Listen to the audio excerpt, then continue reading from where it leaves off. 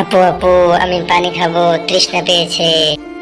না রে ভাইয়া, আমার কাছে বেশি টাকা নেই, মাত্র কয়েকটি টাকা। থাক, নিতে হবে না ভাইয়া, আল্লাহ আমাদের সহায় করবে। না না আপু, আমি নিবই, আমার খুব তৃষ্ণা পেয়েছে, ক্ষুধা পেয়েছে, আমি নিবই। বাচ্চাগুলো অনেক এতিম। দেখি বাচ্চাগুলোকে কিছু দেওয়া যায় কিনা তাদের মুখে হাসি ফোটানোর জন্য।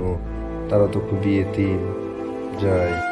নে ভাইয়া, এখানে বস, আল্লাহ একটা ব্যবস্থা করবে। তাদের ঘুম ভাঙলে হয়তো তারা আমার দেওয়া উপহারগুলো নিয়ে তারা খুশি হয়ে যাবে। আমি কিছু টাকা উপহারের সাথে ঢুকায় দিই, তাদের ঘুম ভাঙলে তারা নিয়ে নেবে। আমি রেখে দিলাম।